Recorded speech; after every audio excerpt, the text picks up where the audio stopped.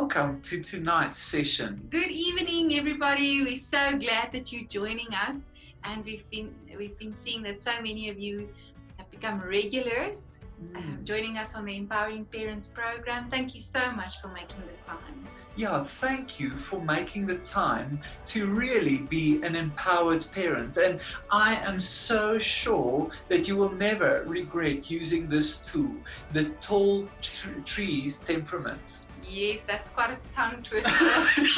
Tall tree temperament. So we're just going to put on the screen again the 4 different temperaments, 4 different trees, so that for those of you that are joining for the very first time, you can just get an overview.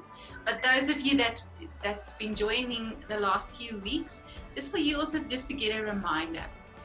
So the first one we have there, the 4 ones are, it's the rosebush tree. And then we have the boxwood, we have the palm tree, and lastly we have the pine tree. So those are the 4 different tree types and the different temperaments that we are using to just help you and help us to understand our kids and how to let them grow. The main focus is growing kids with character. So tonight we are going to thrive. That's going to be so awesome. And I just want to read you a wonderful scripture from Psalms 1 verse 3. And it says this: "He shall be like a tree planted by the rivers of water, that brings forth its fruit in season, whose leaves shall not wither, and whatever he does shall prosper." And so we are trusting the Lord to prosper, all our children to prosper. Yes, and that they will be able to bear fruit in season and out of season. Definitely. So that's why we want to make sure they're planted as trees. If it's a rosebush, a palm, whatever tree they are, we want to make sure that they thrive. Definitely. So tonight that will be the focus. We're going to be speaking about how does each temperament thrive. Yes, Jaco, and I think why it is so important is so many children, from a toddler to a teenager to a young adult, are really going through some tough times at the moment. We as parents are going through tough emotions, tough circumstances, tough decisions that we have to make, changes that's happening all the time. So they are going through all of this, and I think if we as parents can help them to thrive, bear fruit in and out of season in this really troubled time, or this interesting time. I don't want to call it a troubled time. God is still great, even in through all of this. He is God and He is great. But how can we make our children thrive in this time? And that's what we're going to speak about tonight. Yeah, that's so exciting. Yes. I think that's awesome. So if you are excited about this, and if you feel like you would love your children to thrive, don't you just want to write a comment and tell us, thrive, thrive, thrive. Write it 3 times in capital letters: thrive, thrive, thrive. We're excited to see that. Yeah, and if you, as we go through these 3 temperaments now and just how to make each one of them thrive, and you are still unsure about what tree type your child is, send us an email to impact@actschurch.co.za, or click on the link, the Tall Tree training link, and there you can actually do a profile test to be really sure. But we can also help you and guide you to just find out what kind of a tree your child is and what maybe the combinations, and that'll maybe help you. But I think as we speak, many of you can identify yourself first, like, oh my goodness, that's me. Yeah. Or you can identify your child, and then maybe what you want to do is, while we speak, is just get a notebook and just jot down those few pointers and focus on them for this week, for your specific tree type. And it's not a lot of pointers, so it's easy to remember and easy to jot down. But I think we need to get started on this, Rita. Yes, I'm so excited. Let's just jump right in, and I think let's start traditionally with the rose bush. Tell us a bit about the rose bush. The rose bush. So how can you as a parent, how can I as a parent help my rose bush tree to thrive? Now, first of all, the first thing we're going to focus on is they need an area of control. So you need to make them a leader in some area in your home. Like if they are still young, you can ask them to lay the table, or you can just small things, monitor the swimming pool pump. I'm sure many of you dads don't like doing that, so ask your rose bush, they would love to do it. They can answer the phone while you are not there or while you are busy. They can be the ones answering the phone. They can help a younger sibling. What we started to do with our little rose bush, and I mean our children is still so small, many of you parents listening, you can give us advice. But we just asked her to at night just help me to make a bottle for her little baby brother, and that is really thriving her. She loves it. So excited about it because it's an area where she can have a little bit of control and she can decide, and so that's the first one. Give them an area of control. Give them maybe the responsibility of saying who can pray tonight, whose turn is it to pray, and in what order you're going to pray tonight before you go to bed. So give them little responsibilities and areas of control. And with older children, you can actually give much larger responsibilities to a rose bush. Yes, to a rose bush. Yes. And also even encourage them to lead some of the other siblings, that's also a possibility. So the next one, number 2, how you can make your rose bush thrive, is give your rose bush responsibility. They feel a sense of self-worth, pride and maturity when they are given a responsibility. So they feel mature. Even at the young age, when they are teenagers, when they're young adults, give them a responsibility that they can carry. They can look after the dog. They can make sure that the dog usually gets food, If they're younger, they can be the one that carries an egg or whatever the situation. Give them some type of a responsibility. Yes, so number 1 there is an area of control. Number 2, responsibility. Number 3 is choices. That is key to a rose bush. They are really not open to be told what to do. Like we said in the first program, one of their characteristics is they don't like to be told what to do. They like to tell you what must be done. And you know what? They are still young and you are still the parent. So you are still in control. And that's why choices is a very good option for you as a parent and for them to thrive. So if they feel they do not have a choice, it makes them unnecessarily rebellious. And I know many of us have seen that in our children. When we just tell them what they must do, some of them just stand up and they refuse, and others just do what we say. And maybe it's because we have a rose bush. So maybe I can just quickly give an example of choices. Maybe when you go take them to bed tonight and they don't really want to go, or it's time to go to bed, maybe say something like, it's time to go to bed, and you can choose what story we can tell tonight or we can read tonight. So you as the parent, it is sleep time, that's it. They are going to bed, but we still want to make them feel in control. We still want to give them a choice. So what we add is we say, you can choose the story we're reading tonight. Or sort of make them choose the decision you want. Depending on what type of parent you are. Hey? Yes. Okay, the next point for a rose bush to make them thrive is you give them reasons and explanations for instructions and punishment. So they need to understand. They will receive a punishment, but they want to make sure that you are giving them a punishment for the right reason. And so that's very important. Sure. This is so good. And I think we need to carry on with the next tree.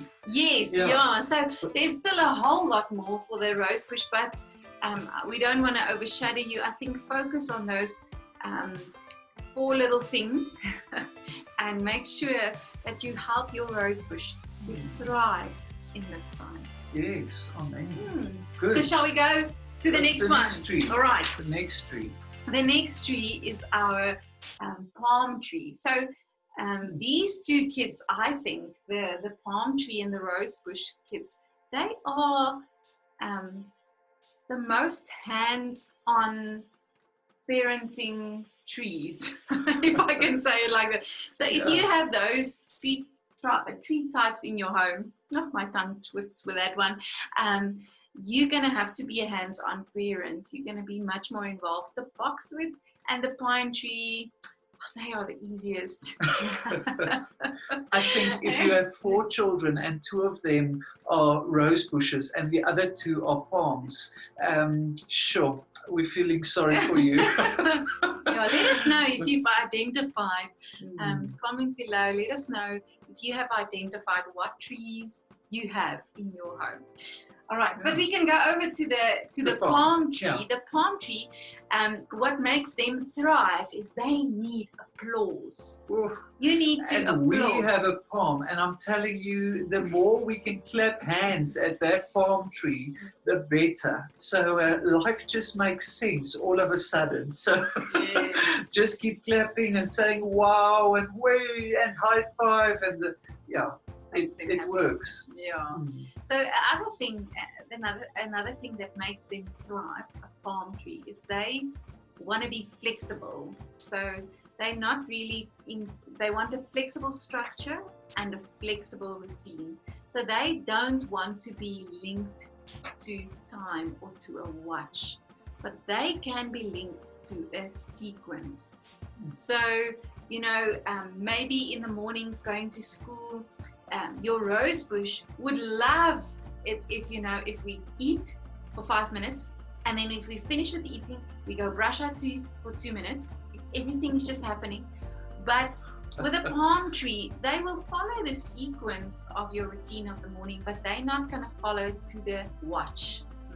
Sometimes they will just enjoy the breakfast so much that maybe they will just quickly brush the one side of their mouth because they've just enjoyed the breakfast time too much. So they need that. So a palm would actually give up certain time frames of the sequence. So they would rather, for example, take a half an hour of breakfast and 2 minutes of brushing teeth instead of 20 minutes of breakfast and 10 minutes of brushing teeth, something like that. Yes. They would shift it around. Yeah. Where your rose bush would be much more structured in the time. Yes, that is so true. So to thrive your palm, make sure that you have flexible routines and structures. We need to actually accept their unusual characteristics and ideas and behaviors. So a palm tree will have very interesting ideas and inventions. Maybe I can just quickly tell a short story just to give an example. There was a young boy that received assignment at school. So the whole class had to write an essay about their favorite sport. So that's what they had to do. And this little boy was a typical palm tree. He always wants to bring in the fun and the creative character. So he actually wrote his favorite sport as a PE race. You know those little green things? Mm. So he wrote this whole fun story about having a PE race and just how much fun it was. And then he had a very structured rose bush teacher. And she did not see the fun in that essay. And obviously what she did is she just drew a big red line through it. And so we as parents, we need to acknowledge and accept they're interesting characters. They are going to be super creative. And even sometimes we misjudge their characters by saying there's some kind of a disability in their brain or in their body because they act differently. But sometimes it's just because they're a palm tree, they're creative. So we need to accept that, and that will make them thrive. Yes, yeah. No, that's exciting. Yes. So I think that it's time to really go on to the boxwood and the lollipop. Jaco loves the boxwood and the lollipop. So how can we help our boxwood and our lollipop to thrive? So the one of the things we're going to do is we're going to have daily reassurance of our love. So we're going to daily tell them, and maybe 10 times a day, give them a hug and look in their eyes and tell them that you love them, because they need to have that reassurance in their life. Remember, they are the perfectionists. They have a critical opinion about themselves, and so they need you as parents to tell them that they are loved.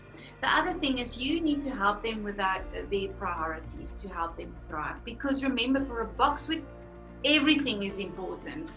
So sometimes they just get so overwhelmed, especially now going back to school. Every subject is important now. Maths, language, everything is just super important. So we need to help them to identify which one is the most important. So what you can do is you can ask a few questions. You can ask them, which task will take the longest to complete? You can ask them, which assignment must be handed in first? Or you can say, what do you need to finish this assignment? And who can help you in this assignment? So you just ask questions so that they can, in their mind, figure out what is the most important, just to prioritize. And so we don't just give answers from the beginning, because obviously as parents we know what they should be doing, but help them to start to think. That'll help them to thrive. Yes, and that's how we grow their character, to help them prioritize. We need to really warn them early. So this is the third tip. Early warnings of changes. They need to know if there's a change coming, especially even things like moving houses, maybe just moving a room. We need to make sure that we communicate with them. There is a change coming. Are they prepared for it? All right. Then the last one, and this is a very important one in this time for your boxwood to thrive. And that is, we need to help them with their self-image. Like I said earlier, a boxwood, and I think you also know that, they actually have a very low self-esteem because they want everything to be perfect. And as you know, as I know, that is just impossible for everything to be perfect. But that's what they want. That's just how they are structured. That's that temperament in them, to want everything to be perfect. And how you can help them to thrive in that is, first of all, talk to them about their calling and that they have a calling on their life. That will just bring a peace in them, knowing there is a purpose for them. God has a purpose for them. And the second thing we can do for a boxwood is you can speak to them about their temperament. Explain to them about what is a boxwood, and that will just give them understanding and be open for you to help them with their self-image. So that one is very important for your boxwoods, I would say. It's so true, especially that thing of sharing with them that God does have a plan. Yes. That just settles, and it settles it in their hearts, and it really just brings a peace. And I think that's very, very important, especially for this time where there's so many uncertain things. Yes. So our last one that we're going to share tonight is the pine tree. Now, for those of you that can remember the pine tree, that is the relaxed one. And sometimes so chill. Yes. Okay, so how can we help our pine tree to thrive? The first one we need to do is we need to make sure that at home and in our home there's a peaceful atmosphere.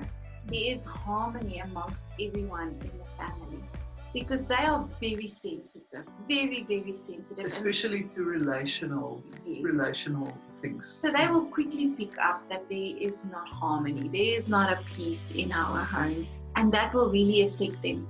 So make sure that you speak about things and that you sort out things. Speak to your child to say, maybe dad is going through a really difficult time at work and he's a little bit stressed at this moment. What we can do is let's just pray for him. And that just calms them in their heart.